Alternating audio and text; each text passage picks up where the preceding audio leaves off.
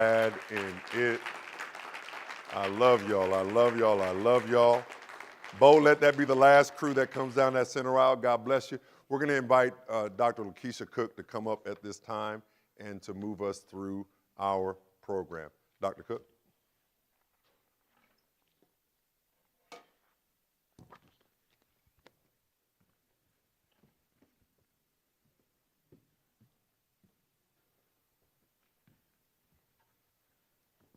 Good morning again, everyone. You may be seated. Again, we just extend words of welcome to all of you on this day.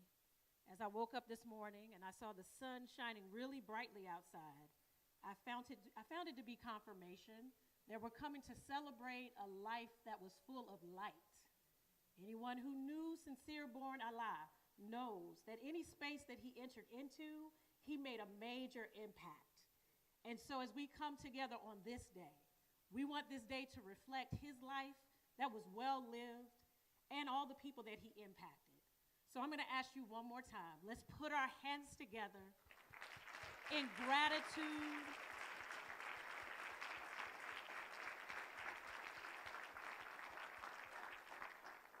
and being grateful for being in this space on this day. We are grateful to Pastor Michael Jones and to all the people of the Village of Faith for the hospitality that they are extending to us on this day. And we're grateful for all those that are going to speak on program on today to again illuminate just a piece of the life that was well lived and that of Sincere Born Allah.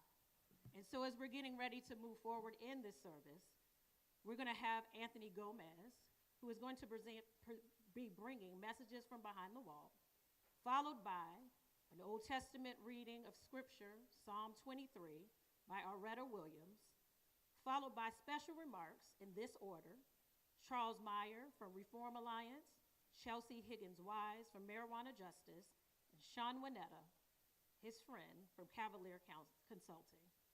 So we ask Anthony to come forward.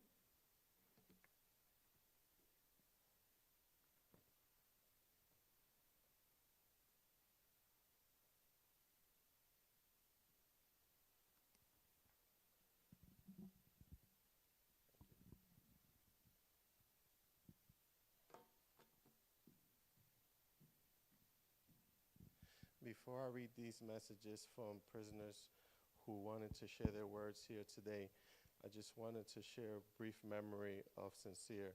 He was quite the prankster. One day, Angel and I went on a trip, went separate ways, and Angel sends me a picture of his car, and it's totaled. He said, Sincere just told me that someone totaled my car. It was like a 3-day trip. By the time Angel got back, his car was intact. They have a never-ending rivalry. This is from John Say. Sincere and I shared a passion for wanting to better ourselves while helping others along the way. This was the bond that connected us during his incarceration. Unlike many others who get out and forget about the brothers left behind, Sincere kept his word and was fighting for those of us still inside. Sincere and I maintained our connection upon his release, and he always had time for a 20-minute phone call. And this is from Poetic. I watch you reach heights that I know you never initially imagined. As soon as you made it out these walls, you began freedom fighting for others. You were always a good brother to me, and for that, you're forever scribed in my book of life. Love you, brother. And this is from George Bo Presley.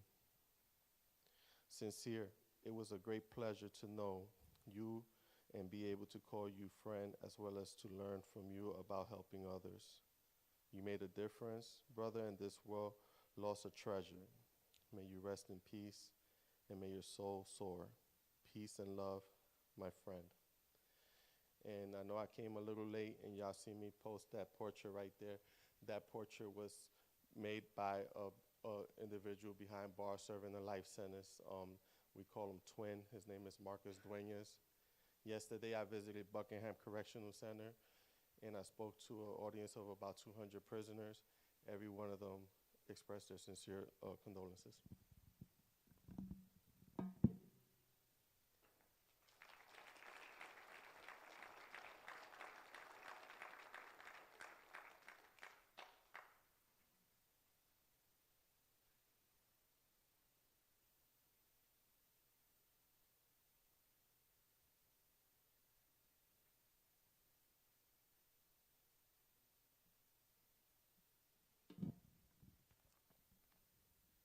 I will be reading Psalms 23. The Lord is my shepherd, I shall not want. He maketh me to lie down in green pastures. He leads me beside the still waters. He restores my soul. He leads me in the path of righteousness for his name's sake. Yea, though I walk through the valley of the shadow of death, I shall fear no evil, for thou art with me. Your rod and your staff, they comfort me. You prepare a table before me in the presence of my enemies. You anoint my head with oil. My cup runs over.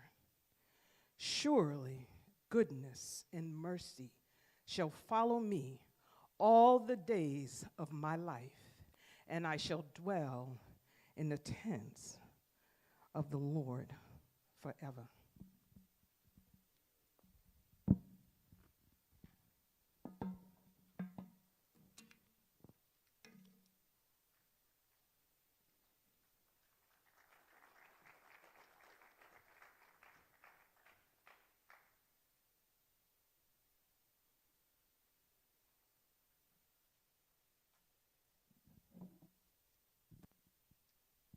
Good morning.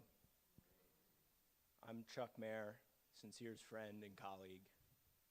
I knew Sincere for 4 years, first as fellow advocates here in Virginia, and eventually as colleagues at Reform Alliance. And I can honestly say that getting to work alongside him was one of the greatest honors of my life. For more than 3 years, Sincere served as an organizer for Reform Alliance and leader of the Virginia Safety Coalition. He was the very first team member that the organization hired in Virginia, and he laid the groundwork for our wins. His work created a coalition of dozens of advocacy, business, faith, and law enforcement organizations pushing to create a more just supervision system in the Commonwealth. He traveled from one corner of the state to the other in his second look hoodie and Celtics cap, quietly but confidently persuading people of all backgrounds to see the flaws in our system and enlisting them in the fight for a better, more humane approach to justice. He organized job fairs and hosted listening sessions. He helped move multiple bills through the legislature and always pushed us to do more to uplift our partners and the voices of the people. He was there to defend probation reforms against attempted rollbacks, and his work improved the lives of countless Virginians. Their lives are richer, freer, and more dignified because of Sincere. He was a steadying presence in the General Assembly. He gave other people strength and confidence when they needed it. And I can tell you from my own experience that walking up to that podium to testify in front of a legislative committee can be an intimidating experience. Picture a dozen or more legislators arrayed in front of the audience, flanked by committee staff and attorneys, and impatient to get to their next hearing. It's enough to make anyone feel small. But not when Sincere was there with you. When he was there, you were solid. And when he testified, he never spoke for too long, but he didn't rush either. He said what he needed to say, a perfect example to follow when following him up to the microphone. I want to tell you about the first time I met Sincere. I'll never forget it. It left a mark on me then, and it will remain with me forever. It was January 2022, the day he was released from prison after having received a pardon from Governor Northam. I was standing with Sean Winetta in the conference room of a downtown Richmond high-rise when Sincere walked in. He was obviously happy and excited, but he moved with that calm, understated confidence. You know, he was a big guy, but he was a gentle giant. His strength lay in his deep conviction and passion for justice. And in his gentle yet firm way, he brought many a skeptical advocate and legislator to see the wisdom of his perspective. As we stood there in that conference room, he told us about how surreal it felt to be on the outside and how he hadn't slept all night before because he couldn't. So he'd spent time exercising and talking with his friends who he'd left behind that morning. When we told him about our advocacy and organizing work, he said, "That's what I want to do. I want to get involved. I want to help." As he described his desire to be a part of the solution, I found myself marveling at this extraordinary human being in front of me. Here he was, on his first day of freedom, since he was just an 18-year-old kid. And all he wanted to talk about was how to give hope to people still inside. Had Sincere decided to simply walk away from all this criminal justice stuff, who could have blamed him? But he didn't. That's what made Sincere such a rare and wonderful soul. When you get to spend time around someone like that, it changes you. Makes you want to work harder and better. Makes you want to do all the good you can in the time that you have. I know I speak for everyone at Reform when I say that we all respected, admired, and loved him dearly. He changed our organization and all of us for the better. For many of us, he was an older brother, always around to make us feel safe, even if sometimes he got you to take that extra Casamigos shot that you probably could have lived without. He was a beloved part of our team and of the wider Virginia advocacy community. We can't fill his shoes, but we can continue in his honor. He was a force for good. He was loved. I hope that we can all strive to have a little bit more of his kindness, generosity, and quiet confidence. I can say that when I'm walking up to that podium to offer my testimony, I'll always be trying to follow his example. Thank you.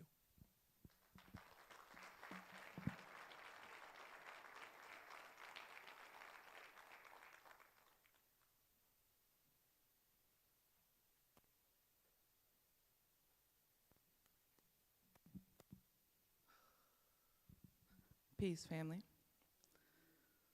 Greetings and condolences to the family of Sincere born Allah and to the loved ones here today. My name is Chelsea Higgs Wise, and I'm the director of Marijuana Justice. Sincere was my friend and comrade in this work. Today, I'm dedicating my testimony to the theme, Showing Up for Freedom. I'm called to share a story about how Sincere supported the work of Marijuana Justice for several men and families across the country. Our group focuses on the harm of the drug war that captures people with the intent to incarcerate and institutionalize. Because of the stigma of drugs and commercialization of marijuana, the work doesn't always attract justice organizers. But Sincere, he showed up every time. We know of his work here in Virginia, but did you know that after former President Biden called for pardons of low-level marijuana offenses, Sincere helped to organize people from across the country to rally for cannabis freedom. That day across from the White House, he showed up for a group of over 25 men released and pardoned, and that flew from across Texas, Minnesota, Pennsylvania, Arizona, and all over the country. Not to mention the dozens of people that were there to support their family members still left inside for the drug war. This was the first time I was meeting many of these people, even though I was connected through the organizing, but it was Sincere who showed up and was immediately family. His energy to the people who were looking for kinship, kindness, and empathy showed up instinctively. These men have been constantly told by some people that their crimes weren't harsh enough, that their sentences weren't long enough, that it was just weed. But he understood what it was like to be inside for decades. It actually doesn't matter what took you there. I'll never forget that after his remarks, one person was there talking to him and basically minimizing his experience next to Sincere's. And Sincere stopped and was just like, "Man, we're brothers. across these state borders, across bars. We're brothers. And I watched that man walk away and cry, and I felt and remembered his tears as I called and told him that Sincere had transitioned. So today we show up for Sincere. In this room, we represent only a small amount of people that are really grieving for the loss of this great soul, while we honor his journey towards freedom for community and freedom of self. So if there's ever any question on how one person can cultivate a community in just a few short years, Sin was the model. Thank you, Sincere, for showing up in life and now as a cherished ancestor. Together we pray that you have now found your forever freedom. Thank you.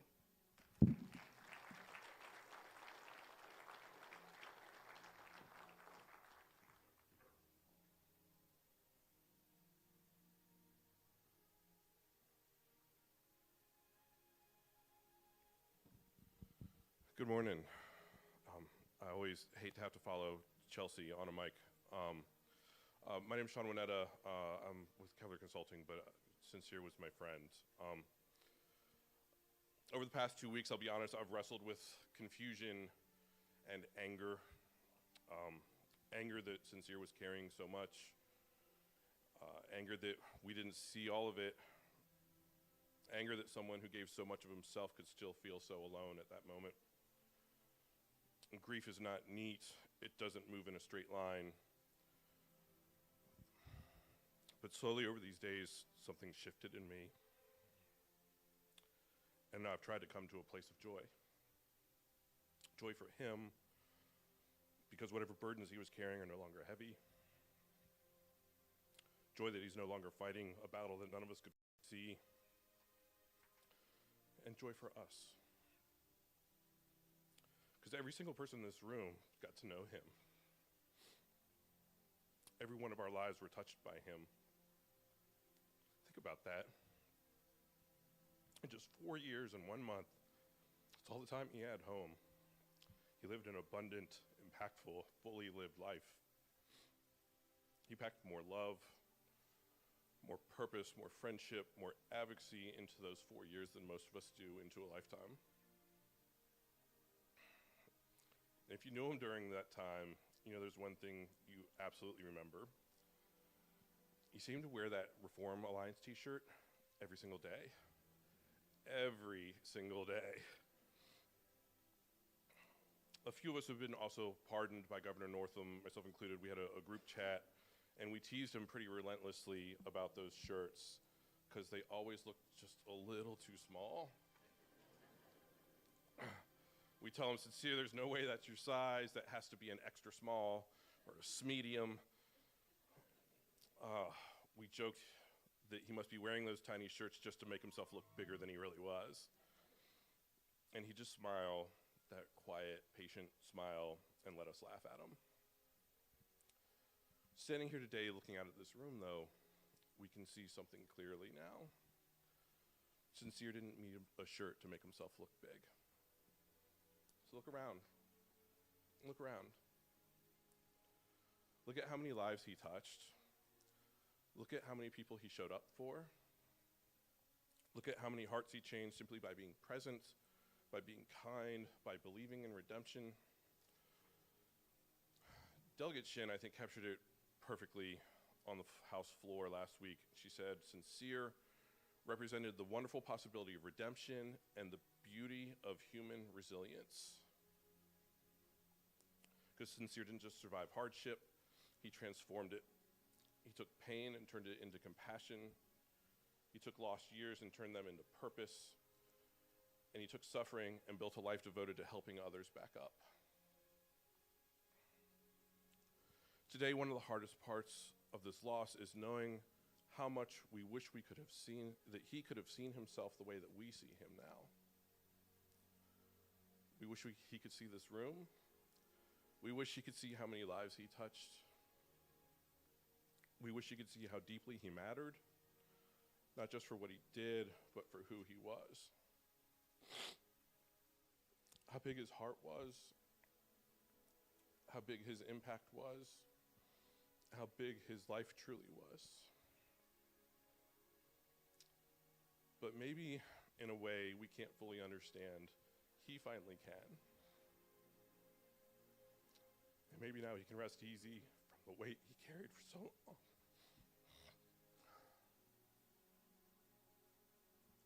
Because the truth is something all of us can see clearly, really clearly now. Sincere, you're bigger than you ever knew.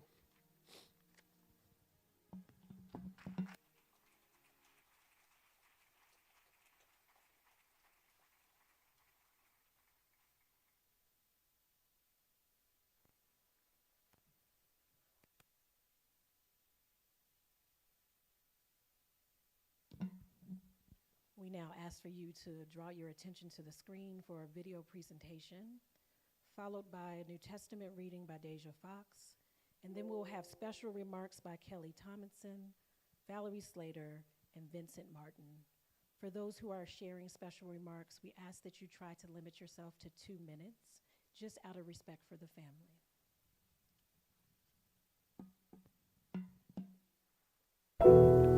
For all we know,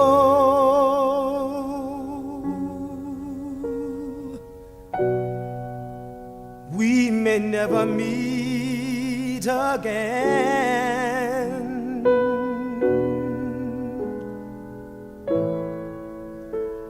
Before you go, this moment sweet again. We won't say good night until the last minute. I'll hold out my hand, and my heart will be in it.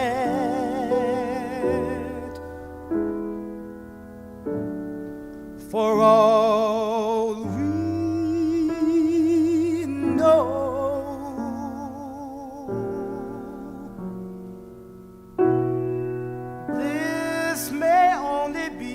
a dream.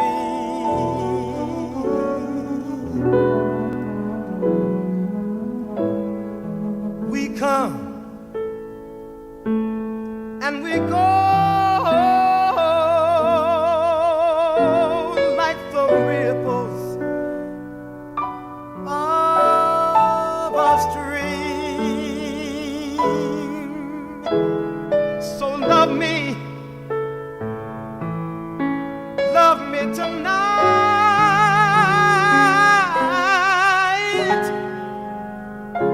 Tomorrow was made for some. Tomorrow may never come.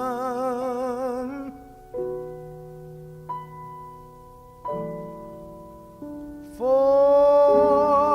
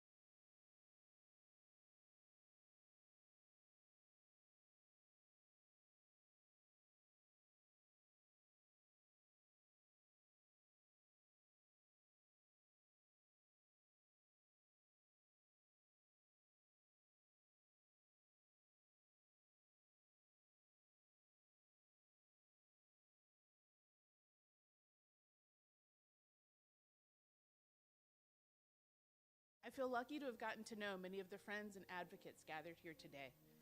When you become governor, it doesn't come with a handbook on how to do the job. I had a lot of learning to do, and I owe many of you in this room a debt of gratitude. You stepped up and shared your stories and advocated for your friends and loved ones. Hearing your stories helped me understand the important work we needed to do towards restorative justice. You taught me about humanity and second chances, and you helped me be a better governor. During my time as governor, I granted pardons to over 1,200 people. I didn't get to meet many of them personally, but I'm so happy that I had the opportunity to meet and get to know Sincere. He was a remarkable man, and I'm proud of what he was able to accomplish with his second chance. He was a mentor, an advocate, a devoted father, and a friend. He leaves behind a legacy of kindness and good work on behalf of others. Pam and I will continue to keep Sincere's family and friends in our thoughts and prayers. Sincerely, Ralph S. Northam, 73rd Governor of Virginia. When Governor McAuliffe asked me to serve as Deputy Secretary of the Commonwealth, I had very little idea of what I was getting into. I remember the first week in office, onboarding staff, figuring out where the bathrooms were, and a woman who worked in the pardons office who kept bringing in boxes of files and putting them in my office and asking me what I wanted to do with them. Boxes and boxes of files, piled up taller than me. Pardon petitions that had not been acted on by previous governors, and she wanted to know what I wanted to do with them. So I started reading them slowly, still not sure what we were supposed to do with them. Throughout history, governors had used their clemency powers very sparingly. But many of you in this room reached out, you shared your stories and those of your loved ones, humanizing the files and the families behind them. The more I read, the more I heard from you, the more I knew that we had to take action. There were Virginians who deserved another chance at life, and the system was devised to not let them have it unless the governor intervened. During my 8 years in office, I read thousands of pardon petitions. Most of them made me cry, especially the ones that we denied. I read stories about people who had made bad choices, sometimes really, really bad choices. I also saw patterns emerge. I read stories, and I saw how society is failing so many people, how decades and centuries of injustice have stacked the deck against our fellow citizens. I read between the lines, and I saw the generational trauma that had led to these files. These files were hard to read. Some of them were hard to decide to grant, and others were hard to decide to not grant. You all helped me see the complexities. Constantly reminded myself that these were not just files to read and get through. These were people with families and friends, and people who had more to offer the world. Sincere was one of those people. Let me be honest. Sincere's pardon petition was great, but it was not easy. I don't remember the details of Sincere's conviction, and I've thought about going back to look, but I don't because that's not important. I do remember it wasn't an easy yes. I didn't know Sincere yet. I just knew his file.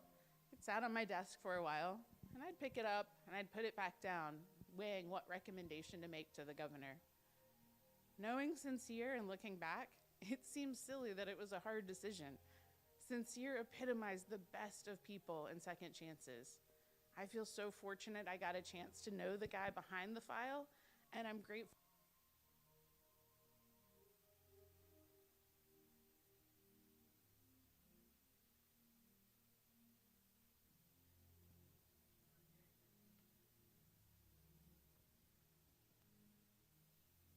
I can talk loud. Governors historically approached clemency as a tool only to be used in extraordinary circumstances. What we realized, unfortunately, was that these extraordinary circumstances are no longer extraordinary. I used to say nothing would make me happier than to put the clemency office out of business. Fix the justice system so we don't need to have a governor serve as another step in the process. That shouldn't be the governor's job.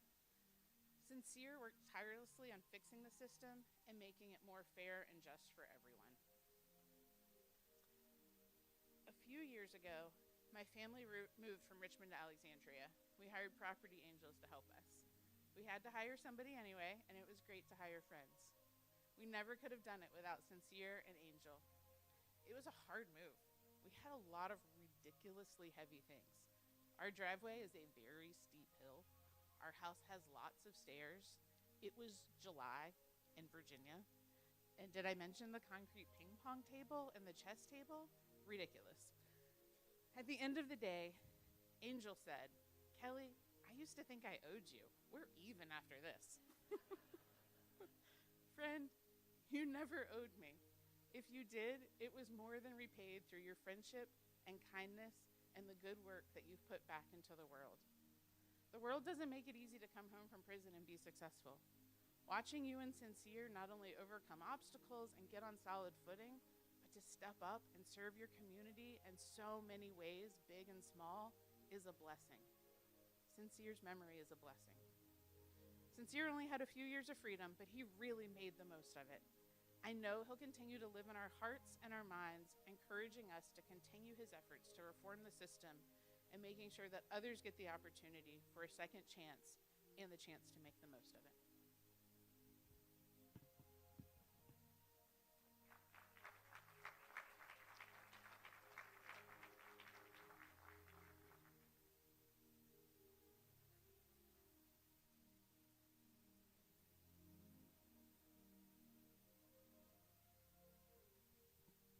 Blessings, friends.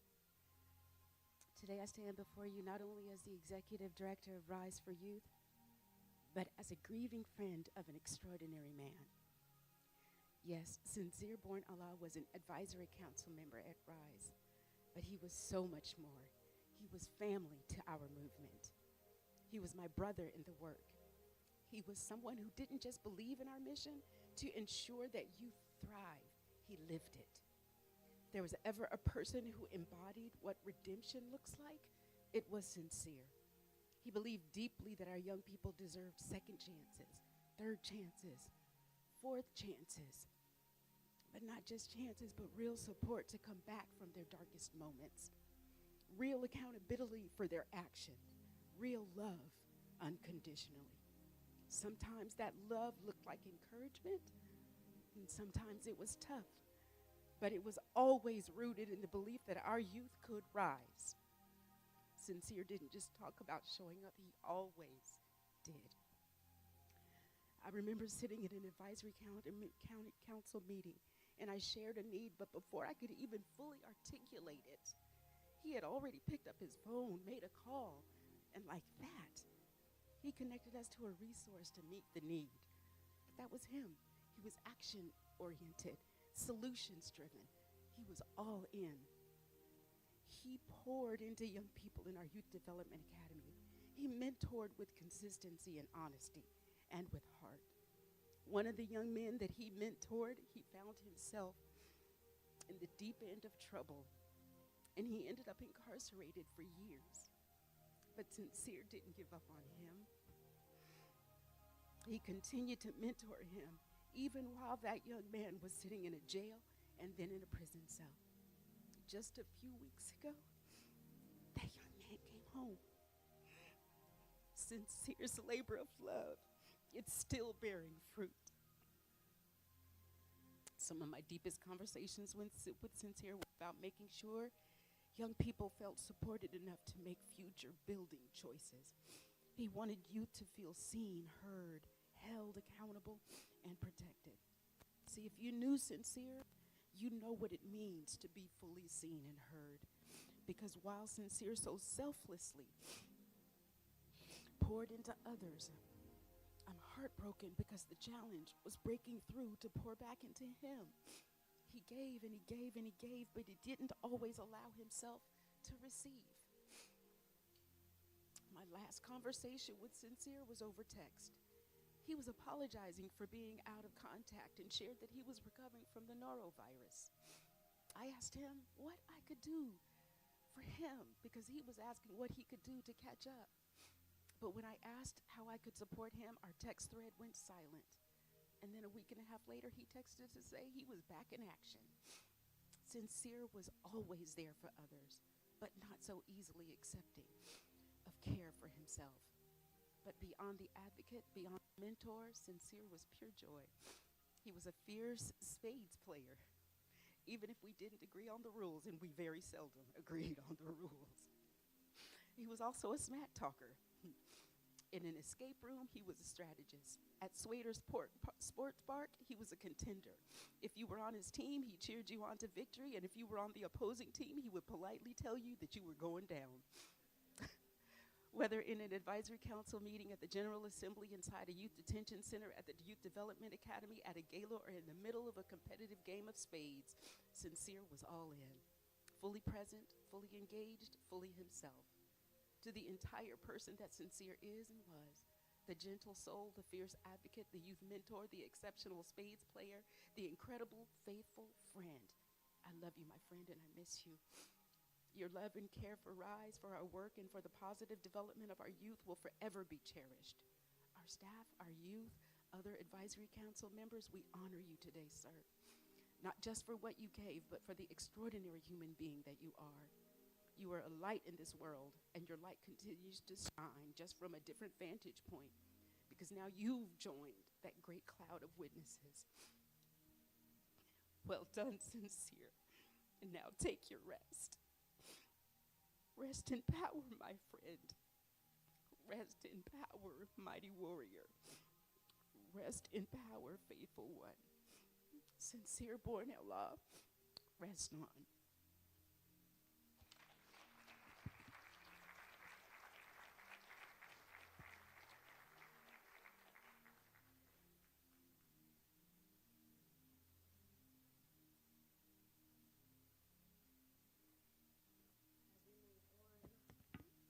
As we move on in our service, we are going to have the reading of the obituary by Giovanni Fox, then spoken word by Kenneth Deuce Hunter. But I also want to just acknowledge some of the cards and letters that we have received. Oh, I'm so sorry. Can we put our hands together for Vincent Martin as he comes forward? Remarks.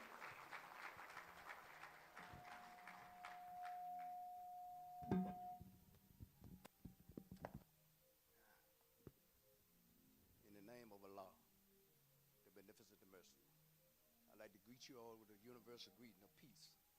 Hotep, one love, praise God, shalom, shalom. In our native tongue, assalamu alaikum. I am Vincent Martin, and Sincere and I shared a lot of things together. We were very close. We talked a lot. We shared ideas. We shared thoughts. Some even say we act like father and son.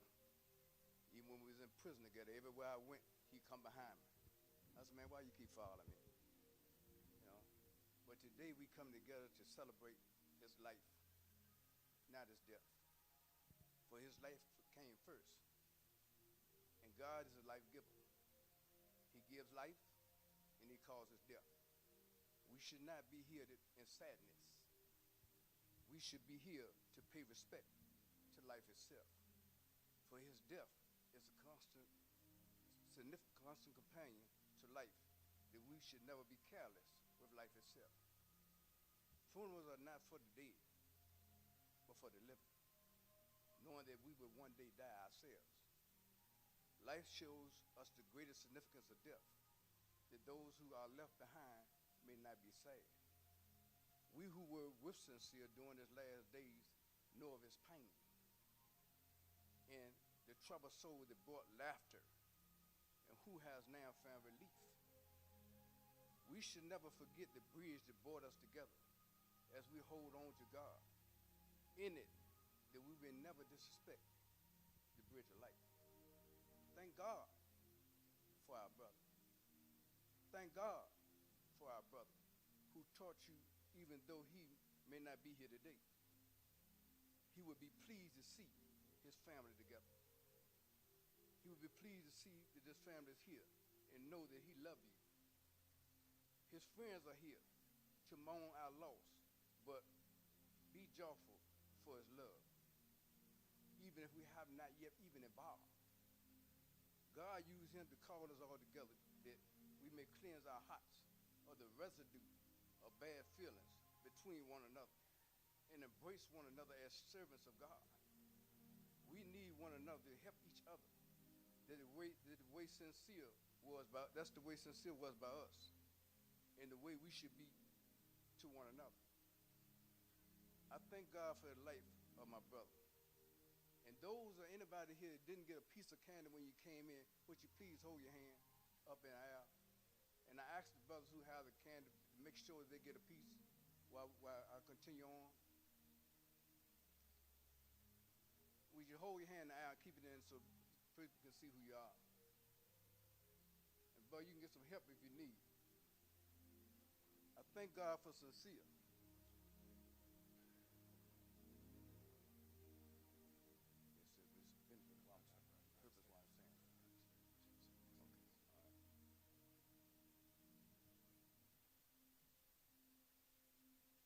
One of the things, but I thank God for Sincere's life. Though I'm sad that he leave us so young, very young. And I thank God that he kept him here long enough for us to taste the sweetness of him through him. So we wanted to pass out a bit of sweets during the reading before the obituary. For life truly, a righteous man's, for truly a life of a righteous man is sweet. This is a sweet life. Sincere was a sweet man. So when you put this candy in your mouth, this represents the fullness and sweetness of his life. And as the natural juices of life wears away the candy until the candy is no more, leaving a sweet taste in our mouths. Just as time and the natural force of life has worn his life away. We are left with the sweet memory of communion with him. And I ask, dry not your eyes, because you can put that candy in your mouth now. But don't chew on it, don't bite it. Just suck on it. And think about the sweetness of that taste of that candy that's in your mouth. And the sweet memory of Sincere born Allah. And did that taste and that memory last in your memory as long as the candy, the sweet taste of the candy, lasts as you suck on it. May God bless us all and keep you grounded in comfort. Keep you grounded and comfort you as we comfort one another in a world that is going totally mad. And I ask you to dry not your eyes and lift up your head. And let's do the works that he would be pleased to see us do. Because the work goes on. You know, we're not stagnated in the growth. He struggled and came out even when he was in prison. He didn't forget the people that he left behind. He came out and struggled for those people as well. Because one of the things we say in prison, we say we're all we got. Because some of us know each other better than we know our own family members from spending time together day in and day out. So I thank God and I thank you for this privilege, and most importantly, I thank God for my love for Sincere Allah. But I thank you and I thank your family. And I pray that Allah comfort you and your family as well as our friends. Just forego in any endeavor that we may meet in this life. But again, it's not a sad occasion. We should learn to appreciate life itself and give love and understanding to one another as God will have us do.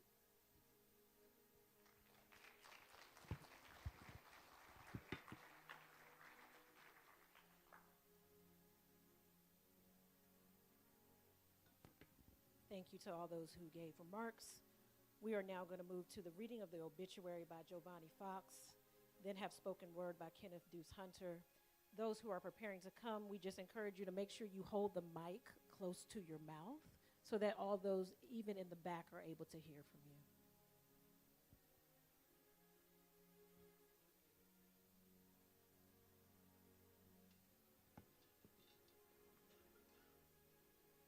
Good morning, or is it afternoon now? Don't know, but hello.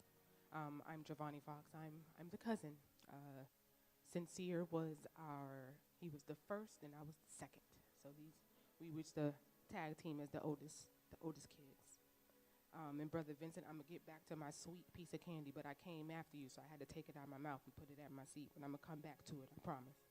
Okay. Let's get into the life and times of Sincere Allah. Sincere born Allah was born in Boston, Massachusetts, to Darrell Fox and Patricia Venerable on March 16th, 1980. Sincere grew up in Lynchburg, Virginia, and returned to Boston during his teenage years. He attended Fenway Middle College High School in Boston, and also participated in the College Community Incorporated historical Black College and University tour, and attended the Million Man March. In his formative years, Sincere spent time working on political campaigns for his grandmother, former Massachusetts State Representative Gloria Fox. He gained firsthand experience learning about and understanding the legislative process, as well as meeting many advocates, legislators, and policymakers in the Massachusetts State House and the House of Representatives. He worked as a peer leader and educator in Boston for many health center programs, and honed his advocacy and policy development skills. He was a member of Teen Empowerment and Concerned Black Men of Massachusetts Paul Robeson Institute for Positive Self-Development. We call it PRI.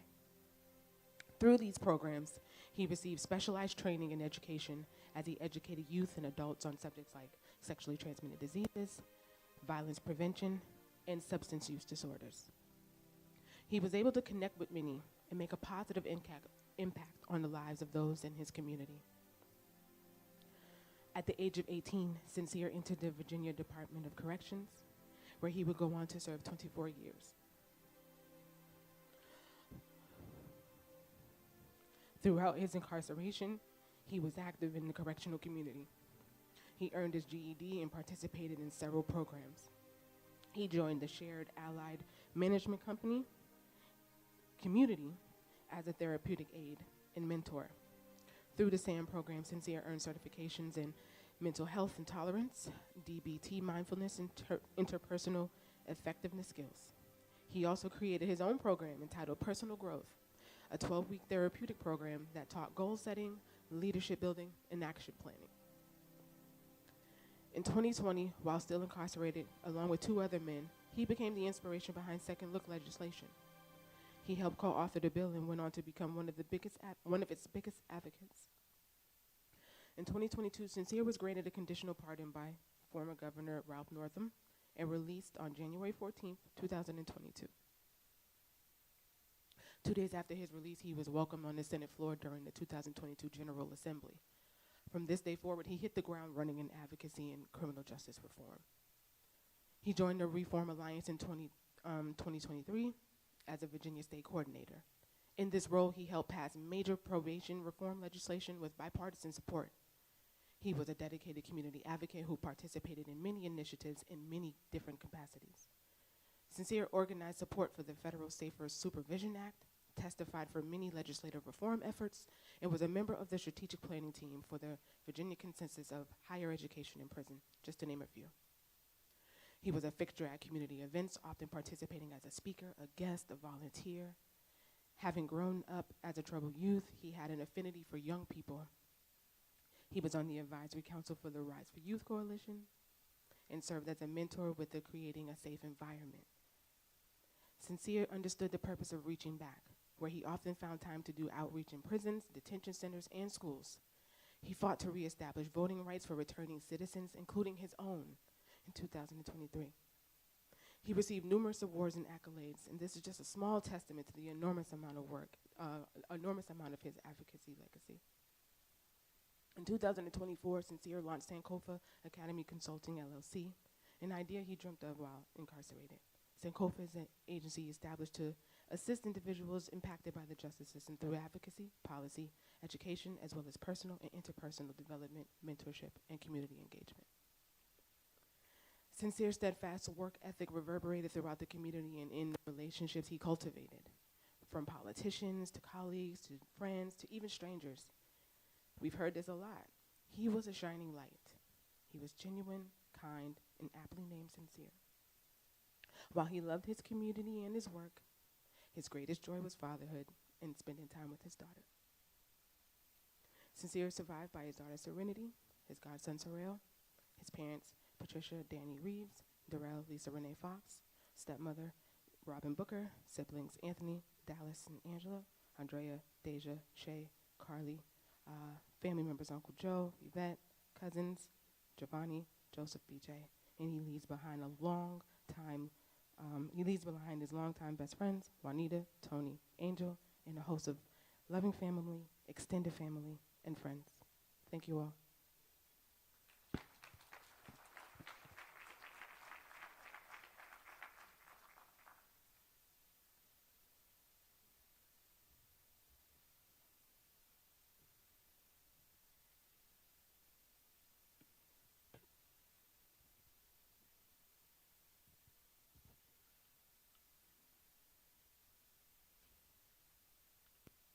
My name is Kenneth Deuce Hunter. My righteous name is Kinetic Intelligence Be Allah. And I've been friends with Sincere since we were teenagers. The most impressive thing in that obituary are the things he did while incarcerated. Is that he did all those things not even knowing if he would make it home. He didn't have a date. He didn't have some special incentive. He did it because he believed in empowering others and creating opportunities for others. I'm wearing this Yankee hat because I bought it despite Sincere. He used to push Boston on me every day. And our last conversation that Thursday was me riding him about the Super Bowl. Apologies, Boston. For sure. For sure. This piece I'm going to do,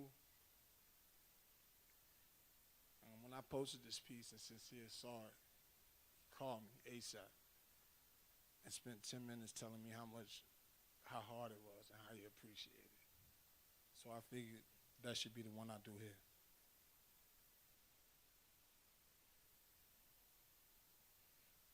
And they asking us what's the purpose. All this work we put in, they questioning, is it worth it?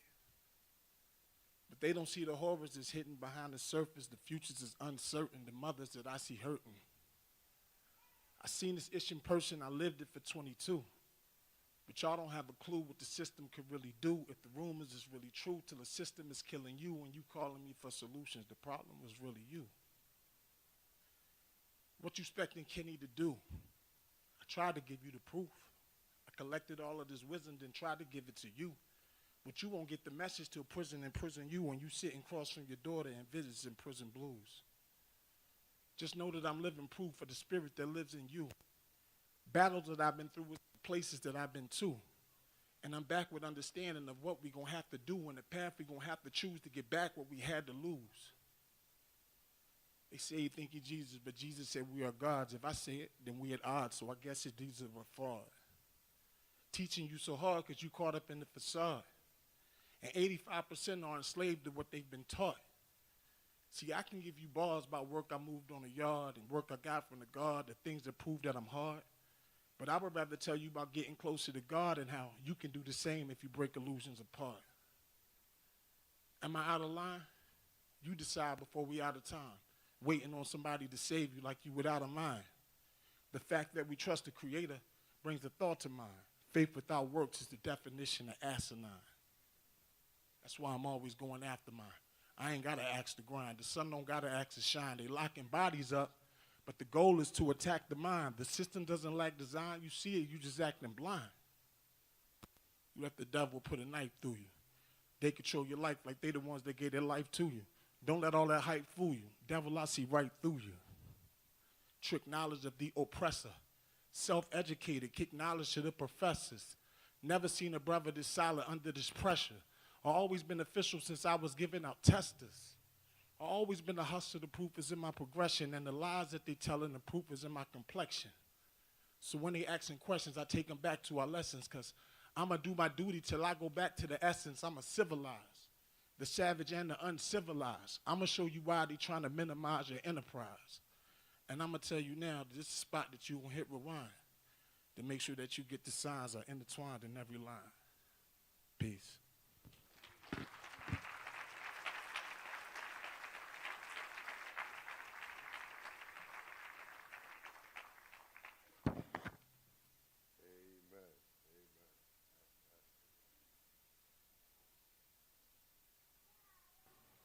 Come on, let's give him another hand. Let's give him another hand.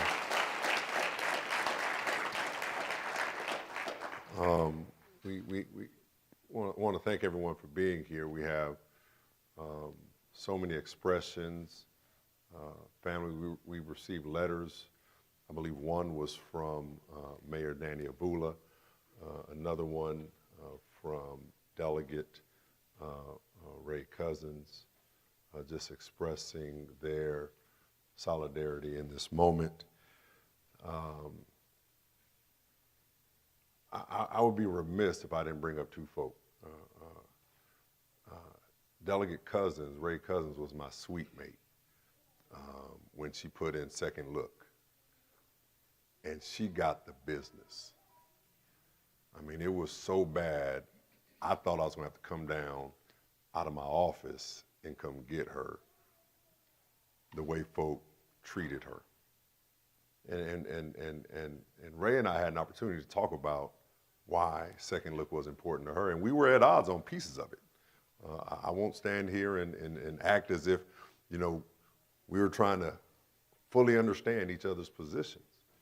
She caught the business for this, unfairly, just simply standing up for what she believed in. So, and then another good friend of mine, I've known this lady since I was on city council.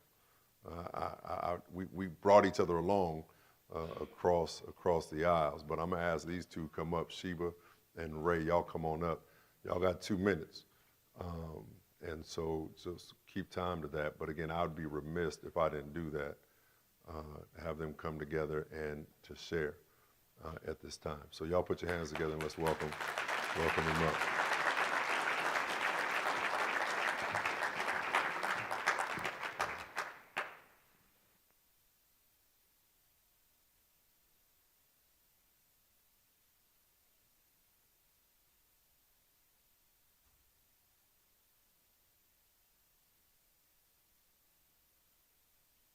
From that.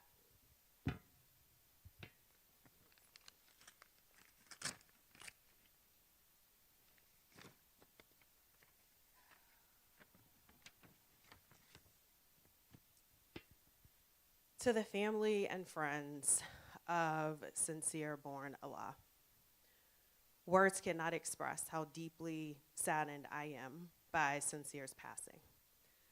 I met him in 2024 during my first legislative session in the Virginia General Assembly, along with Sheba Williams and Sean Winetta, when we worked together on Second Look legislation. I was so inspired by Sincere's story and how he turned adversity into action and opportunity to ensure justice for all. Reforming the criminal legal system is difficult work, and Sincere devoted himself fully to the cause. He always showed up, and he was persistent. What I admire most about Sincere is that he did not do this work to benefit himself. Rather, he dedicated himself to making life better, fairer, and more just for those who deserve second chances, to give them hope, to elevate their stories, to reflect their humanity. And he did it all with a gentle spirit and that megawatt smile. While I will miss Sincere in this fight, I know that he is with us, and I challenge us all to honor his memory by standing up for justice and continuing his work to eliminate systemic barriers that have existed for generations. I express my deepest and profound condolences to each of you, and please know that I'm holding you all in my heart and in my prayers. With love, thank you.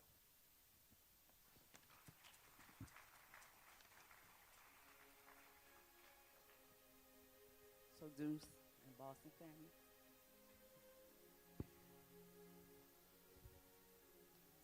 Sincere and I have been connected every single day since his birthday in 2023.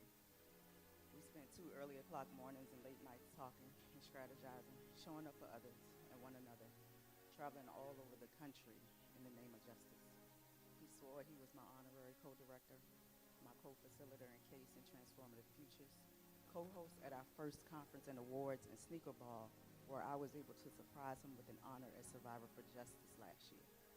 We gave him his flowers that night. He gave them away, but we were able to give him his flowers while he was living. He was co-author of the Second Look bill while he was still incarcerated. But most important, my co-conspirator in all things.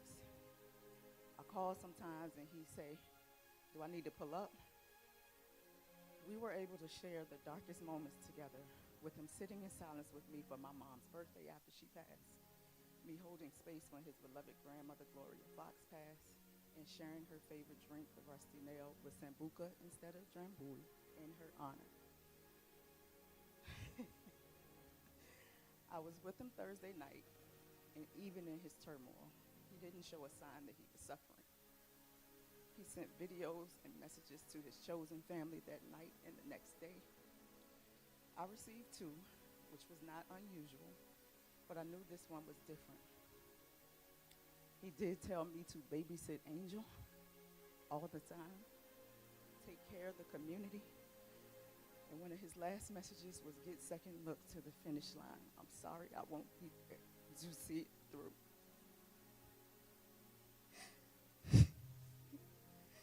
No more top of the morning texts. No more love you, grandma, good night. No more random you okay texts throughout the day. He showed up for everyone. He didn't know how to say no at all. When I showed up for him, he would tell me he was an army of one, and he hated that I wouldn't let him be alone anyway. He used to always say he didn't need recognition. He wanted to be in the background. I made sure he knew his power. My best friend said he was gifted and didn't know it yet. For me, I got to see up close and personal. To my love, the guy who kept trying to call me family even though I didn't understand where that came from. We will carry on your legacy and honor you for the rest of my life. And I know that most people here will do the same. We count on you to show up like he showed up, but also prioritize taking care of yourself and lean on your community when you feel it's too heavy to go on. Thank you.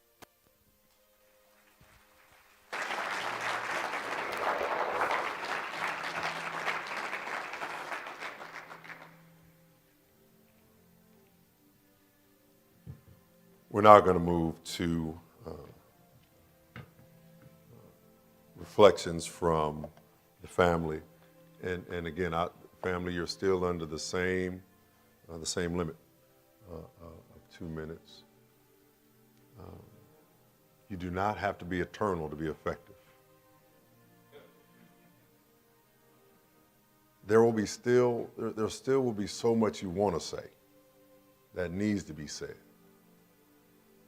But just be mindful of all the hearts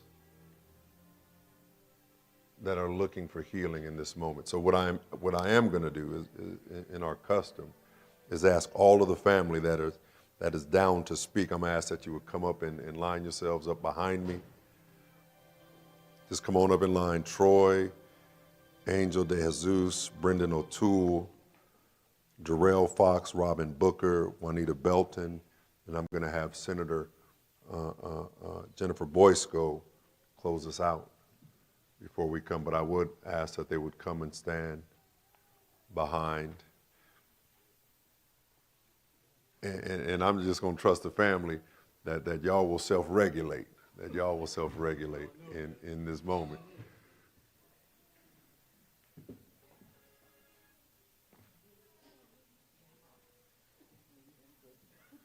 Come on, can we give the family a hand? Amen.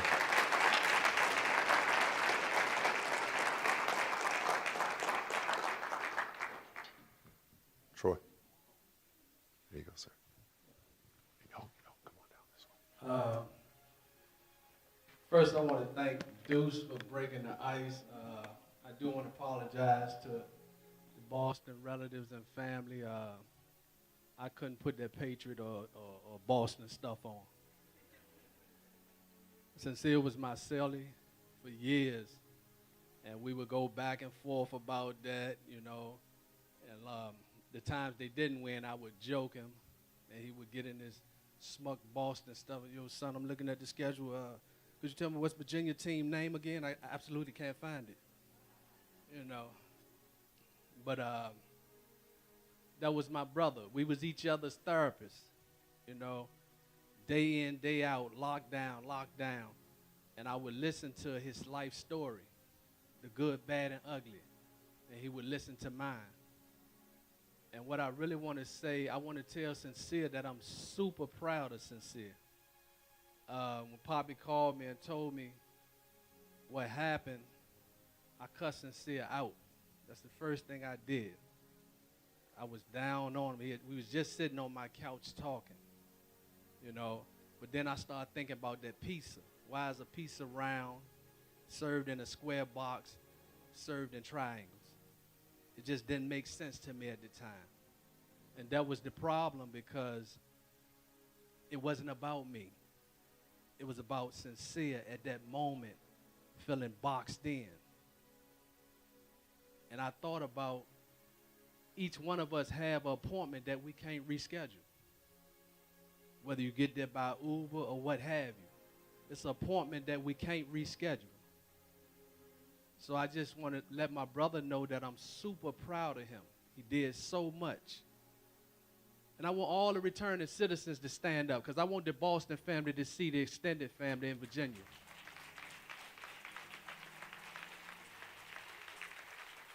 This what you see, Sincere is a part of this brotherhood forever. And I thank each and every one of y'all, because we helped each other make it through. We helped each other make it through. So I truly want to thank you, and I'll leave you with this. Just because we make it look light, don't mean it's not heavy.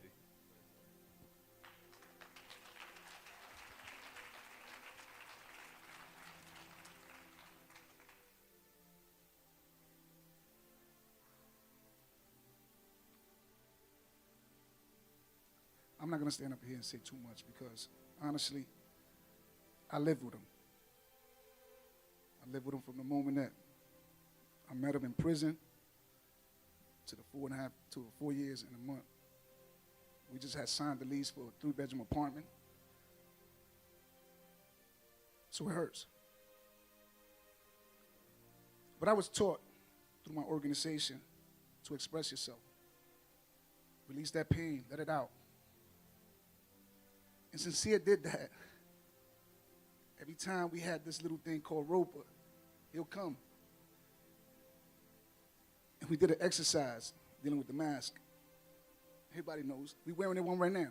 Everybody's wearing a mask right now. He left this behind to me. And I'm just going to read how he dealt with his pain and what he showed everybody. The inside I'm not going to read because it's just too much. But I'm just going to say this, and I quote, "It's fine, I'm fine, everything is fine." That's how he lived his life. He served 24, I served 27. Only family I have in the state of Virginia besides my fiance. It hurts. This could happen to any of us. Mental health is a real thing. And I just pray, man, that after all this is said and done, that we keep his name alive, because I am. There's a little girl somewhere around here. I'm hoping that I see her, his daughter. That's his legacy. Last words to me, I don't know about the family, last words to me was, make sure you take care of her. And I'm going to honor that. So when everybody leave here, just remember that. He has a little girl behind. That's his legacy. That I'm out. Thank you. Good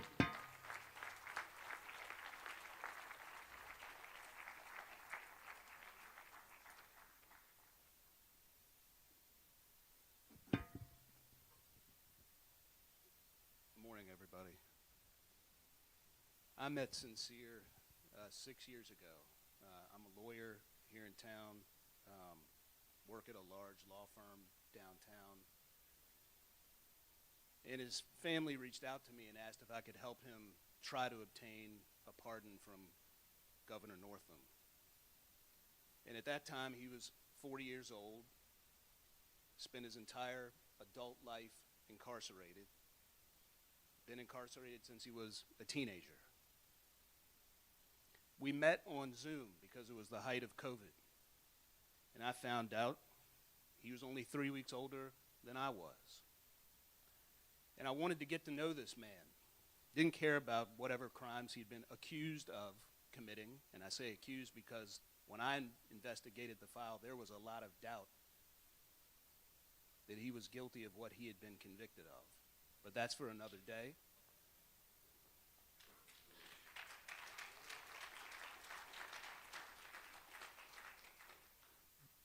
But I wanted to get to know him. Same age. Last time he was free, he was 18 years old. What was going on in 1998? First thing he said was, Jordan won his 6th championship. That was my guy from the start. We looked up to the same type of role model back in the day. He was a fan of Boston sports. My best friend was from Boston. And then I asked him, I said, what kind of music do you listen to? He said, oh, I love hip hop. He said, what about you? I said, same thing. Everybody laughs. He had the same reaction. And he said, really? So he tried to test me.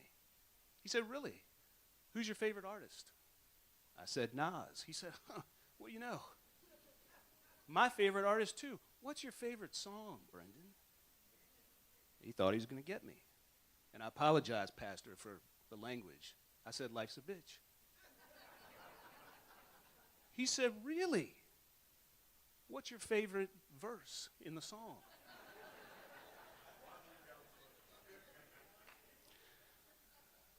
So I looked in the camera and I said, visualizing the realism of life in actuality, F who's the baddest, a person's status depends on salary, and my mentality is money orientated. I'm destined to live the dreams for all my peeps who never made it, because yeah, we were beginners in the hood as 5%ers, but something must have got in us because all of us turned.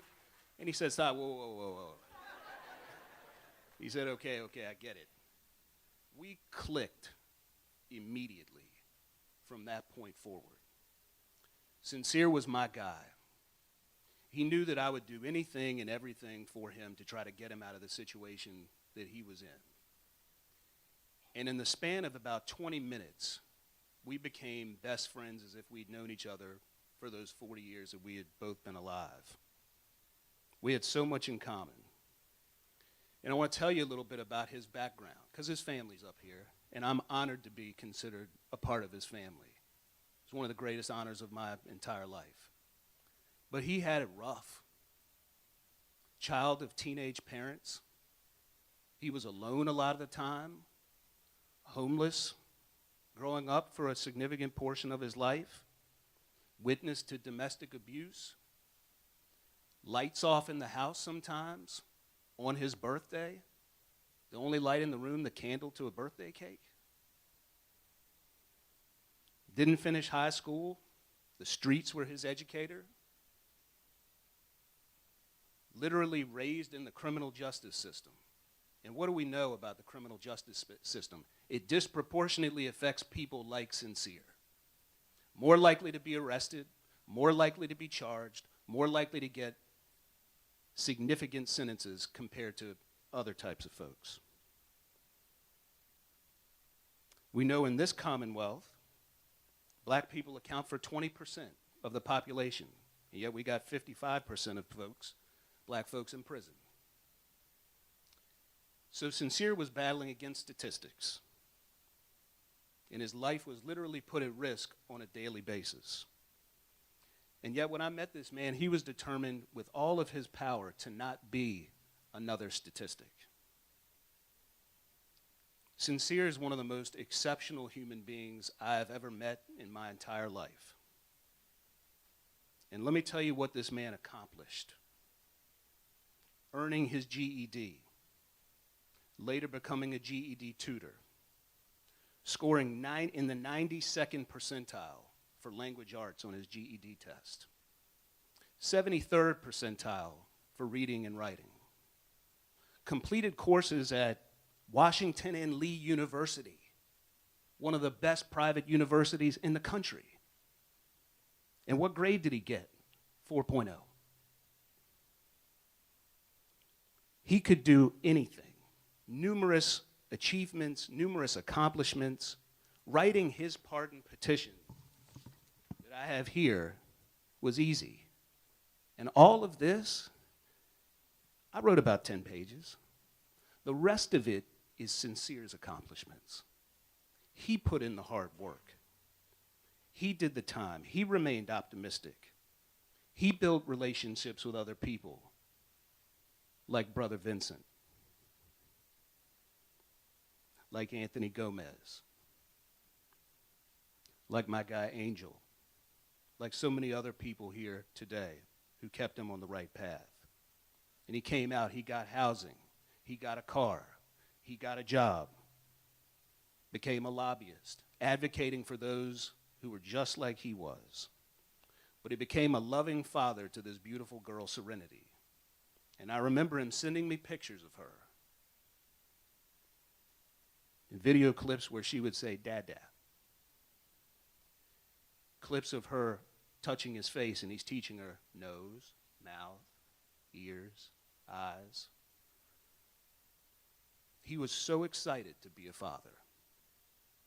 He wanted to be the best version of himself for that little girl. Believe that. Believe that. In the time that I knew Sincere, he was one of my closest friends. And he did obtain a conditional pardon from Governor Northam. And when Governor Northam pardoned him, he said, and I quote, that Sincere was committed to reformation and redemption. I'll never forget when I called Sincere after I got the news from Kelly.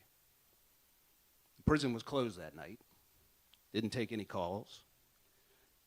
Tried to email the warden, no response.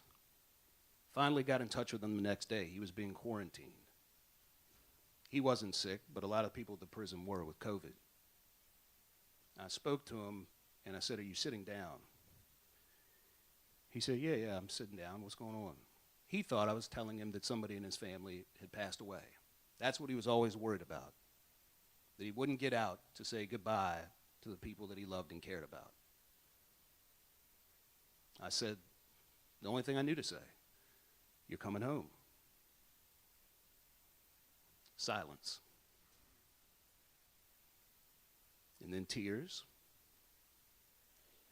And he said, when are you coming to get me? 2 days later, I was there to pick him up. I said, what do you want to eat, man? First thing you got to do, you got to get a good meal. First, we got to get you out of these clothes. He said, I just want McDonald's French fries. I said, that's good. Because there's nothing out here in Nottoway County that's going to get you a steak dinner or any kind of, filet mignon. The only thing we got, McDonald's and Hardee's. So I'm glad you just want French fries. Sincere is 1/2 of 1% of the people in this world who I think could have overcome what he had been through and come out on the other side. Jackie Robinson, who integrated baseball, said, a life is not important except in the impact it has on others. And if that is the measure of what an exceptional person is, then it's hard to say anybody's life was more exceptional than Sincere. He lived a very important life. He was so gifted, so charismatic, so articulate, so intelligent, a natural-born leader. He used his gifts for good. He inspired other people, put himself before others, put his community first, dedicated his life to trying to get second chances for people who he knew had earned those second chances. And my brother, it wasn't supposed to end like this. You are the chosen one. You were the poster child for second chances. You mentored, uplifted, and encouraged all of those who came after you. And people believed you and believed in you because they knew that you had lived it and you had breathed it. He was authentic. Sincere was real. He lived his name. Truly a sincere individual. Brother, you touched so many people in your short time on this earth. You changed my life. You changed everybody's life who's in this room. You made me a better man and a better person. You brought out the best version of me that was possible. When you sent me that message 20 minutes before you passed,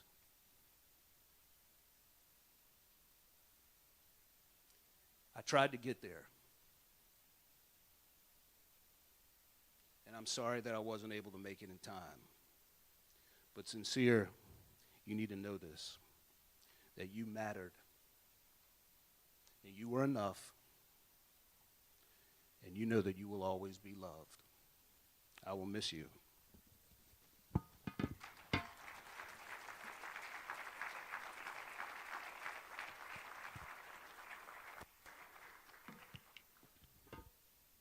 Good afternoon. My name is Juanita Belton. I don't call Sincere, so bear with me as I read him this letter. I was Sincere's best friend. This is Tony, he's my cousin, and Giovanni, Sincere's cousin. And we've been best friends, the three of us, since 1995. So, dear Darnell, I've had writer's block for a whole week. When you were here, I could write a whole book via text.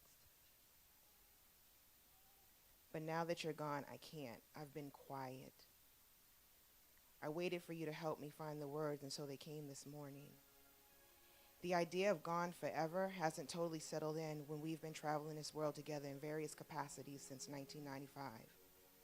If I knew how this story would end, I don't know if I would have smiled at you that September day on the CT bus from Ruggles Station. Unbeknownst to us, at that time, the universe was already working to pair us up. I hold many titles in your life. First love, first girlfriend, and I broke up with him 3 days later.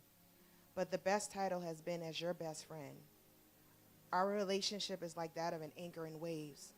You don't always see me, and you might not know I exist, but you knew I was always there, steady, consistent. I took on the waves of your life, and some things almost knocked me down. But we said no matter who or what is known does not need to be explained. I knew you when your smile was easy and weightless, when the world had not labeled you, when you simply could just be Darnell.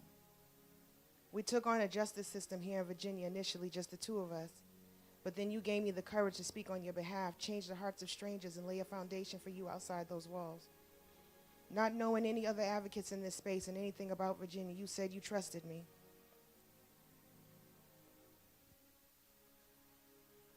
And you let me be me. And boy, did we do it big, AKA a pardon. The girl from Dorchester and the boy from Roxbury. I'm happy God entrusted me to bring you out of what only could be described as hell, and I'd do it again if it was necessary.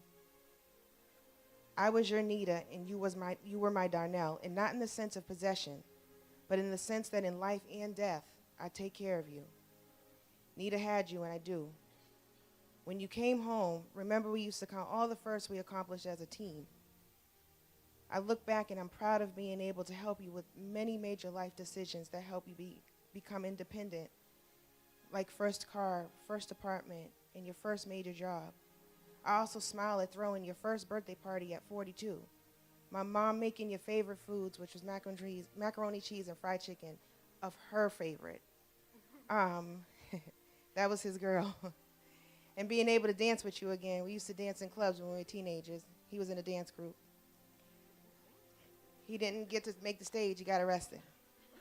And on your 2-year anniversary of freedom, you gave me a watch that was gold and silver on a Winnie the Pooh because you owed me that chain you gave Cindy on Valentine's Day in 1997. I never forgot that. I laugh now at our interactions because most times we'd end up arguing and then we wouldn't speak, but then we do little things to get each other's attention, then we joke and then the sarcasm and then we argue again. Man, we tapped on each other's last nerve. But even in the silence, you knew the anchor was there. And so I leave with this. If I knew December 12th would be our last day, hanging out, talking, I would have told you how proud I was to see you jump off the foundation and fly. I would have told you you were enough. You were seen, you were wanted, you were loved. You had a lifetime fan in me rooting for you even through our mess. And that it was okay to sit, and as you often would say to me, just be. Take the masks off and rest. I hate how you left.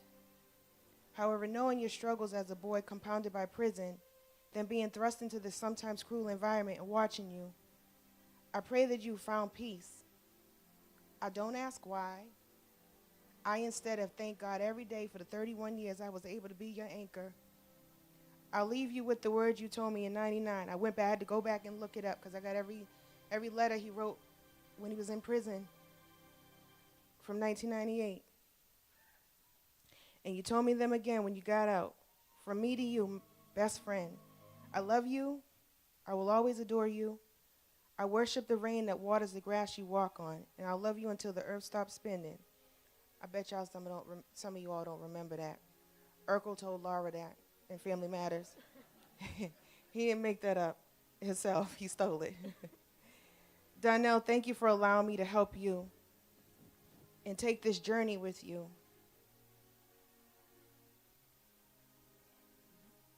Thank you for helping me find a purpose in this advocacy space. Thank you for helping me use you as the inspiration for Second Look. Thank you, Paula and Cynthia. Thank you, JJ and Q. We love you guys.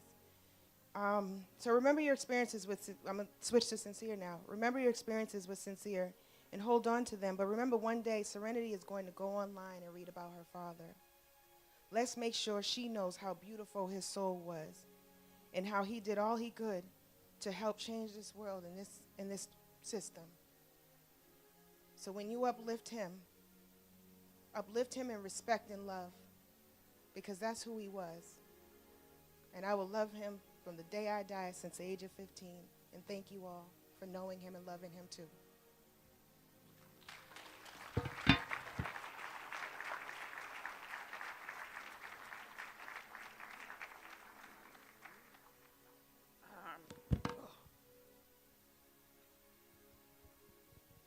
So I'm Robin, his stepmom, and I'm basically representing my family and all my family who are known. So my sister sent me a video, and it was entitled Grief. And it was two guys just talking about grief. And so he said, grief is like glitter. It's lovely at first in small doses, but like grief, you know when it comes, you don't know how much of it will be there. But like glitter, gets everywhere, and you find it everywhere, and it comes in doses. It comes in doses. You take a shower, and it comes in doses, and it overwhelms. And you're overwhelmed and hate it, and you wanted to get it off of you. Don't know how. You take a shower, you got it, you think you got it all, but months later you find some glitter, and you're sad and you're angry. But then a year goes by, and someone says to you, you have a piece of glitter on you. You're not sad or angry. You smile because it makes you remember a happy moment. So as time passes on, you're not so sad, and the glitter will always be there, but it won't hurt as much as it did. And then I also just kind of wrote another thing I saw. Somebody was saying, I wish there was a phone to call heaven just to hear your voice.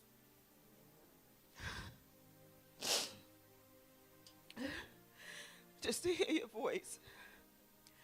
Anytime, we just need to hear your voice. And I'm also going to say Donnell. He was Donnell to me. And when he got out, Juanita called me and she says, where are you? And I don't remember what day it was, but I was actually, that day I was also grieving. My niece had passed and we was having her repast. And so I said to Juanita, I'm at, I was at Biff's at the repast. And so Juanita said, okay, I'm going to come. And I said, all right. And then they told me, come outside, and I went outside, and Darnell was there. And I just gave him a big hug. And me and my daughter, Andrea, and Deja, we was just so happy to see him, because literally, Darnell spent 24 years, and Deja was a baby when he got out, and now she's a grown woman. So I just say, I love you. And I can now say, I'm going to miss you, Sincere Born Allah. Thank you. Go that way.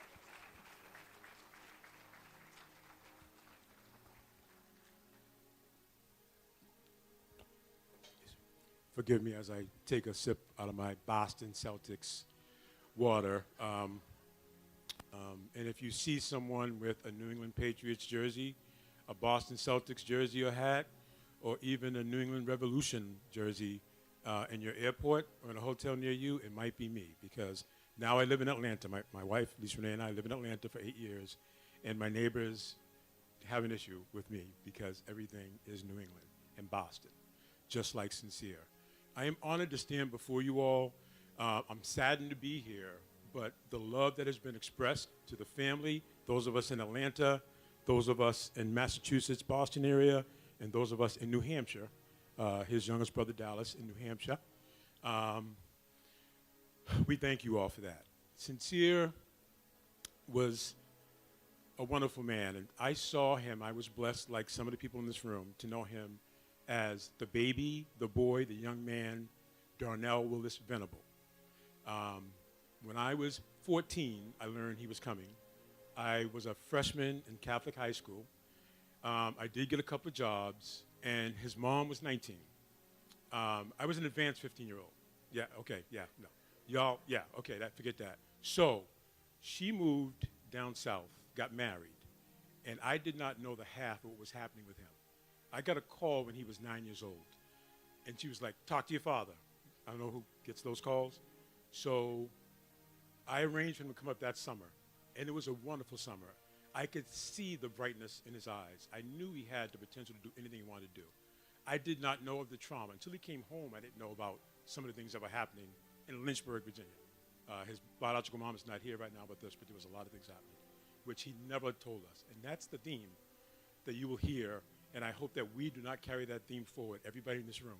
We must take care of ourselves, particularly the men in this room. We have to let it out. I cry in public a lot now.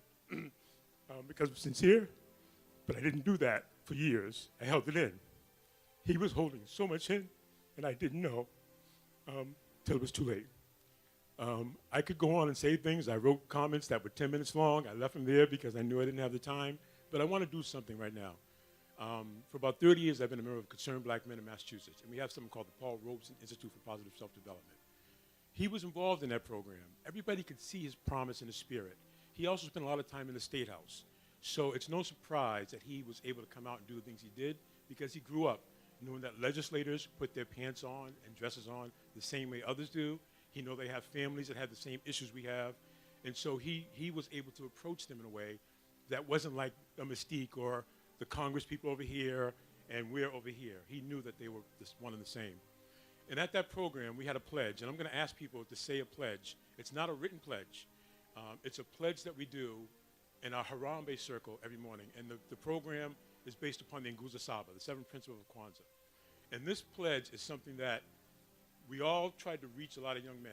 And I really wish we could have reached Sincere more, and I could have reached him better, because he had that it. He had that glow. He was special. I feel that many of the teenagers I work with are special, to be frank. All they need is that spark and that connection and something to carry forward. And I've seen so many of you in this room who've been part of that spark for him. So I want to close, because I'm going to get hooked in a minute, with this pledge. And I'm going to ask you now, it's a Proud Black Man pledge. If you're not a black man, please feel free to repeat after me. This is call and response. So all you have to do is respond to what I'm saying and how I'm saying it. And just know that every Saturday morning at our program, 20 to 30 to 40 young men, and then a lot of us, our brothers who were part of the Concerned Black Men, would stand around, and we would do an Nguzo Saba chant and then this chant. Y'all ready? Now, we also use the word Hotep. And if anybody would like to, when we say Hotep in the program, everybody stands a certain way. Okay, so Hotep is usually what we do before we do it. Are y'all ready for this? And then, yeah, so the other son was in the program too. You also have to repeat Hotep back. Okay, y'all, here we go. I am a proud, young, black man. I aspire to become a proud, black man. I will achieve my goals by loving myself, my God, and my people, striving for excellence, knowing my enemy is ignorance, suppressing my enemy with knowledge, for I am a proud, young, black man. Thank you all so much, and all the love, my son. Thank you.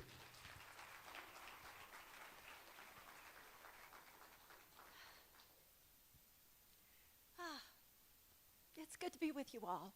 It is good to be here in community with friends and loved ones and people who are grieving together. I'm Jennifer Boysko. I'm a state senator representing Fairfax County. But to Sincere, I was mom. And I held that so closely because I loved Sincere. And my husband's really sorry that he couldn't be here, and my daughters also. My husband has to be with his mother in Ohio this weekend, but they send their condolences because they knew him and loved him too. The first time he ever came to visit my family in Herndon, he got there a little bit before I did, and I've got 3 cats: Elizabeth Bennett, Mr. Darcy, and Jane Eyre. And they love us, but they're not super friendly to everybody else. And when I walked into the room, Glenn and Sincere were talking, and Liz was asleep in his lap because she knew that he had beautiful energy. She could feel that. And that to me encapsulates, right? Like everybody who met him felt like they bonded. And there's everybody in this room, I think, felt that. And there's a lot of different people, a lot of different kinds of relationships. But he was family. And the night before he passed, I and Sheba and many others of us were out looking for him. Sean actually woke me up at 1:30 in the morning to say, something's wrong with Sincere. He needs help.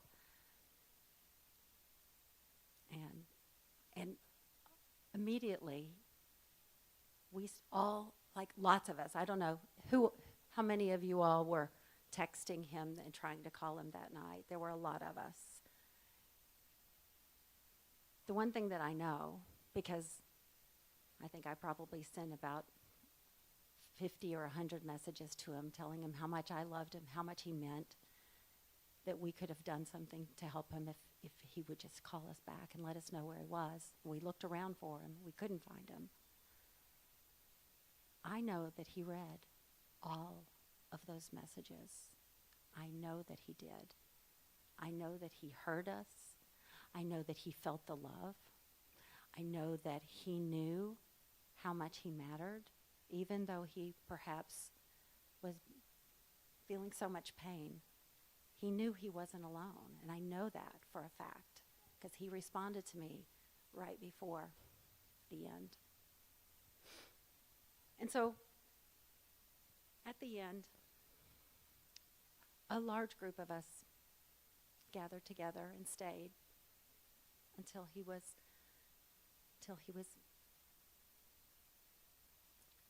removed from the building.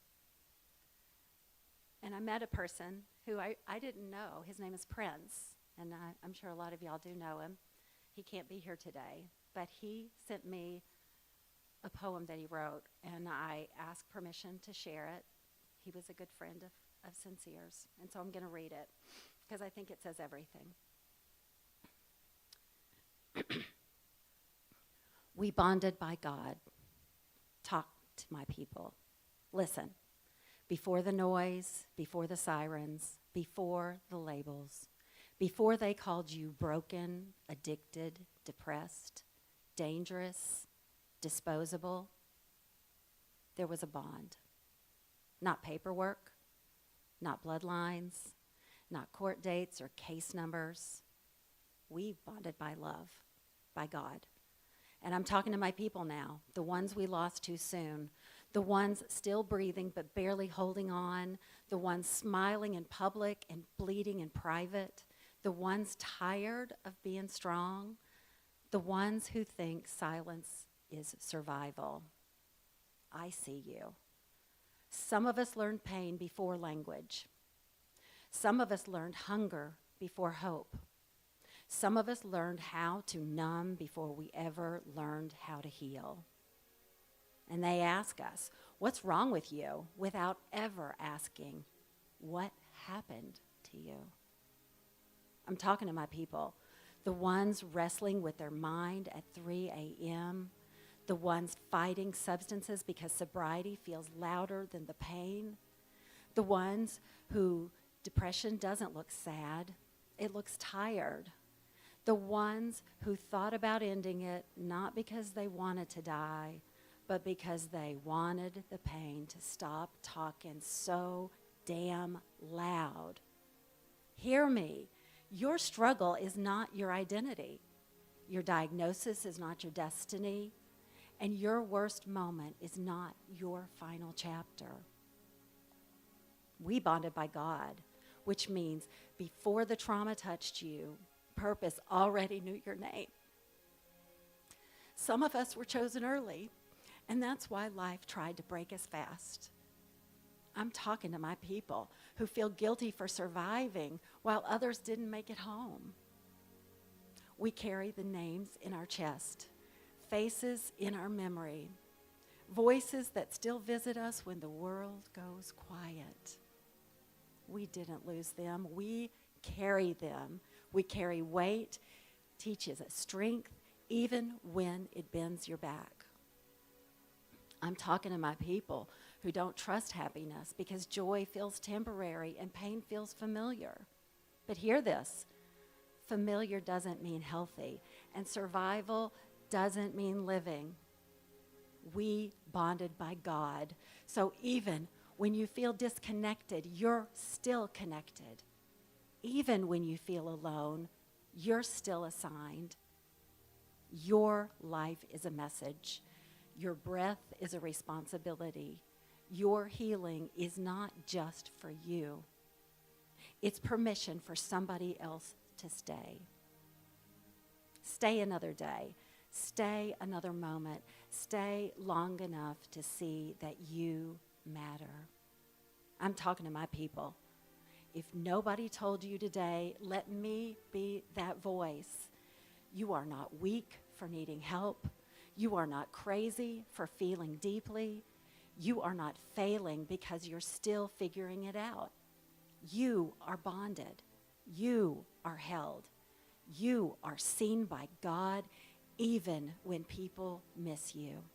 So don't disappear on us. Don't quit before the breakthrough learns your name. Don't let temporary pain steal eternal purpose. We bonded by God. That means we rise together. We grieve together. We heal together. And as long as you're breathing, your story ain't over yet. I'm talking to my people. And I'm not going nowhere. Thank you.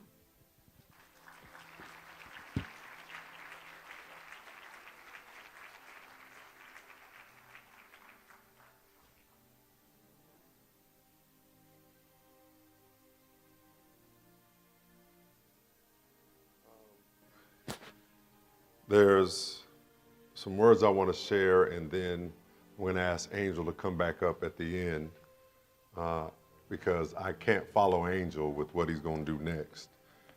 So, Angel, sit tight for a couple. I want to try and give hope to a few, and positive outlook for us all.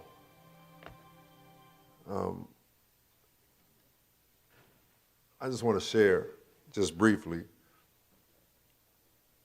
The Bible says in Revelations 14 and 13, and I heard a voice from heaven saying, "Write, blessed are the dead which die in the Lord. From henceforth, yea, saith the Spirit, that they may rest from their labors, and their works do follow them." Let the church say amen. Oh, come on, say amen again. Y'all, I want you to hold that word right there. Don't let it fall to the ground, that word, write. The angel told John to write, because some of the things are too important to be forgotten, as we're finding out today. Some lives are too significant to be left unrecorded. Some men walk through this earth and leave behind them not just footprints in the sands, but inscriptions that will last all eternity. And today I come to tell you that Sincere Born Allah was that kind of man. His life was a letter, and letters, beloved, are meant to be read. Now, I need you to understand something about these letters. A letter is not written in a moment of convenience. A letter costs you something. It costs you ink. It costs you time. We heard someone today said that they received so many letters when he was incarcerated. And if you want to understand the life of Sincere, you have to understand that every chapter of his life, every single chapter, was written at a great cost. Some chapters were written in places none of us wanted to visit. See, Sincere did spend time behind the walls. That's not something that we're running away from even in this moment. Behind bars, behind a system that is very good at locking people away and very poor at bringing them back whole. And I want to pause right here because someone in this room is uncomfortable when we say some of these things. Somebody wants me to skip over the part of that letter. But we serve a God who doesn't skip pages. We serve a God, I serve a God, we all serve a God who reads the whole manuscript. And the whole manuscript of this man's life includes those years of incarceration. Not as a footnote to be hidden, but as a foundation for everything that came thereafter. Because the years of incarceration make even more significance of the work he did these last 4 years in which he was free. And when Sincere came out, he didn't stop writing. He kept writing. He came out with something to say about a system that chews men and women up and spits them out with a record and no resources, a release date and no reentry plan, a number for years and no network for life. He came out knowing from the inside what most of us only theorize about from the outside. And he used that knowledge. He leveraged that pain. He turned his testimony into policy, his survival into service, his incarceration into advocacy. That is what Revelation 14 is about, Dr. Cook. It's talking about when it says that their works do follow them, that this is not simply the end. The letter does not cease. Not just the works that looked respectable, not just the works that are and were applauded, but every seed planted in the hard ground of a difficult life. Every conversation with a young man who was headed toward the same wall Sincere once lived in.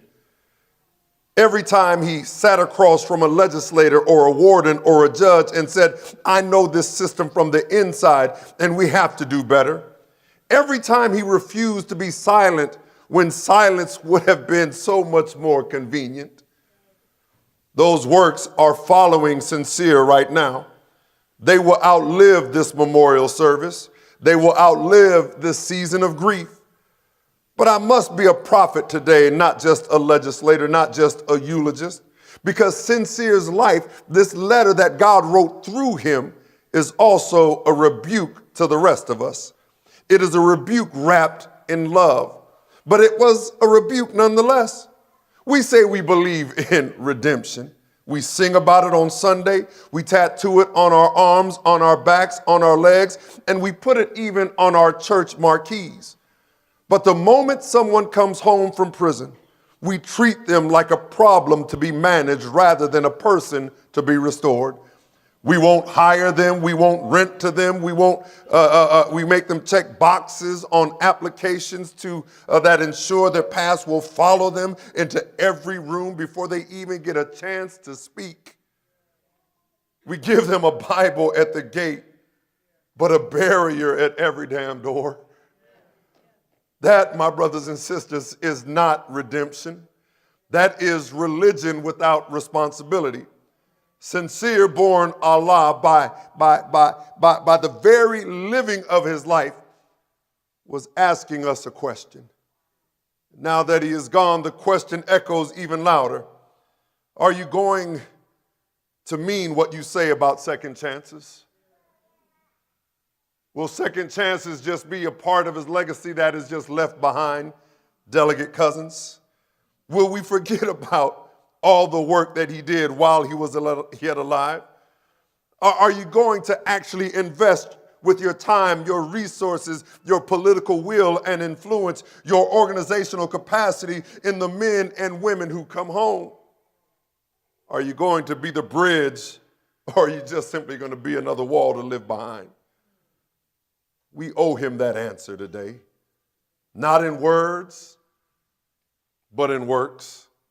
Because if Revelation 14 and 13 is true, and I believe with everything in me that it is, then his works do follow him. Because the unfinished work, it is just that. It is unfinished, and that follows us today. The gap he leaves in this moment does not close itself. The people who would have reached are still, the people that he would have reached are still out there waiting for us. The policies he was fighting for are still not law. The young man sitting in a cell somewhere who needed to hear Sincere's voice have not heard it yet. Who will speak? Who will write? The angel told John to write, and so John wrote this: "Blessed are the dead which die in the Lord, not pitied, not mourned in a permanent grave of grief. Blessed because their rest is real, their labor is complete, and their legacy is unstoppable." Sincere born Allah was a letter written by the hand of God. He was signed, sealed, and delivered, and the message of his life is now in all of our hands. The only question remaining, the only question that will honor what he was and what he did, is what will we do with it? My brothers and sisters, read that letter carefully. Read it carefully, beloved, then live it accordingly. To God be the glory, and to Sincere, our sweet brother, rest. Rest. Your work is done. Rest, because ours has just begun. And if those of you need a title to this message, it's simply Sincerely Yours, signed Eternal.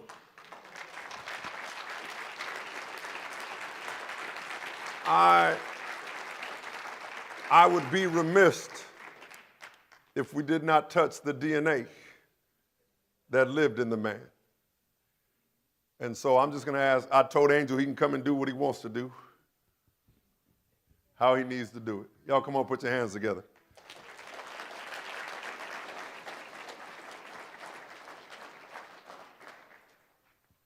That's the legacy. He finished his work, like you said, finished. That's a strong word, finished. But the real work just begun. That second look, Bill, I promise you, from every inch in my soul, and I know the workers behind it, we're going to get that done. But today is not even about none of that, honestly. It's about that. This little girl right here. That's his legacy. And I just pray that everybody here today that knows him, that cares for him, be there for this little girl.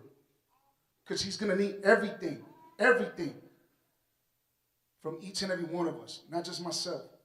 I'm not that selfish. So I want to make sure that y'all see her because she's real.